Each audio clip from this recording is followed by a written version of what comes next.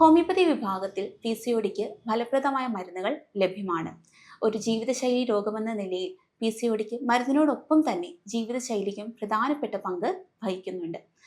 അതായത് അവർക്ക് എക്സസൈസ്, ആഴ്ചയിൽ 150 മിനിറ്റിൽ കുറയാതെയുള്ള എക്സസൈസ്, അതായത് ദിവസവും ഒരു 30 മിനിറ്റെങ്കിലും എക്സസൈസ്, അവർക്ക് ഇഷ്ടമുള്ള രീതിയിലുള്ള എക്സസൈസ് ചെയ്യാനായിട്ട് രോഗികളോട് പറയാറുണ്ട്. അതിനോടൊപ്പം ഒബിസിറ്റി ഉള്ളവരിൽ, അതായത് അമിതവണ്ണം ഉള്ളവരാണെങ്കിൽ ഡയറ്റീഷ്യൻ കൺസൾട്ടേഷൻ കൂടി കൊടുത്ത് അവർക്ക് പറ്റുന്ന രീതിയിലുള്ള ഡയറ്റുകൾ പ്രിഫർ ചെയ്യാനായിട്ടും പറയാറുണ്ട്. ആക്നി അല്ലെങ്കിൽ മുഖക്കുരു എന്നുള്ളത് PCODയുമായി ബന്ധപ്പെട്ടിട്ടുള്ള പ്രധാനപ്പെട്ട ലക്ഷണമാണ്. അതിനോടൊപ്പം തന്നെ മുടികൊഴിച്ചിലും. ഇവരിലും ഡയറ്റ് ചേഞ്ചസ് കൊണ്ട് തന്നെ നല്ല രീതിയിലുള്ള വ്യത്യാസങ്ങൾ അല്ലെങ്കിൽ ഫലപ്രദമായ നമ്മുടെ ചികിത്സയോടൊപ്പം തന്നെ ഡയറ്റും വളരെ ഫലപ്രദമായിട്ട് കണ്ടിട്ടുണ്ട്.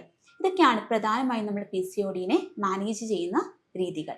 ഇതിനോടൊപ്പം ചില ആങ്സൈറ്റി ഡിസോർഡേഴ്സ് ഉള്ളവരിൽ സൈക്കോതെറാപ്പിയോ അതല്ല എങ്കിൽ മെഡിറ്റേഷൻ പോലെയുള്ള മൈൻഡ്ഫുൾ ടെക്നിക്സും കൂടെ പ്രാക്ടീസ് ചെയ്യേണ്ടി വരാറുണ്ട്.